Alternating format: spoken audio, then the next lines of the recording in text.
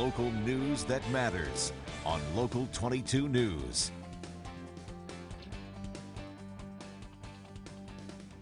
At this place in history, we're heading to Williston to join Executive Director of the Vermont Historical Society, Steve Perkins, on a tour of history you might be able to find in your favorite hiking spot, neighborhood, or even your own backyard.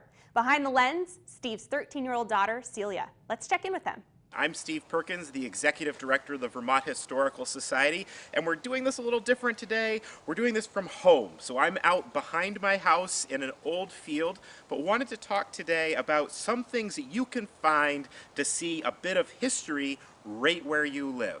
So as most people probably don't know, Vermont was almost completely tree-free in the 19th century. That means almost no trees in the entire state of Vermont, and humans had impacted the land in many different ways. So right behind me, we're looking at a very Vermont thing, a stone wall. Stone walls were found throughout the state. It was an easy way of marking boundaries. You got the stones out of the fields as you cleared them and created somewhat of a barrier for livestock. So as you're walking through the woods today, you can find stone walls all over the place. And when you see a stone wall, know that that stone wall in the woods wasn't in the woods when it was built. It was marking the edge of a field. Now we're at another feature on the farm. We're looking at a really old road, but you can see the landscape falls away, but it flattens out right in this spot. So again, as you're hiking through the woods, as you're looking at these trails, look at how wide they are. Look at where a slope comes down.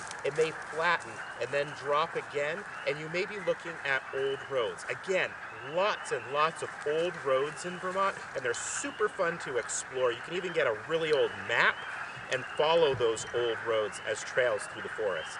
Vermont was covered with little towns and villages all through the mountains and through the valleys that are no longer there anymore. The people have upped and left, and the buildings are gone, but often you can still find the cellar hole. So look for square depressions in the ground when you're walking through the forest, but also, here's a real tip, look for lilac bushes.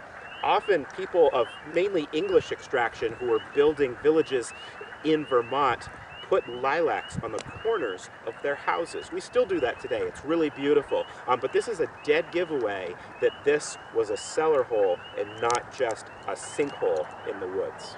So we're going to end this little tour in a pretty easy one.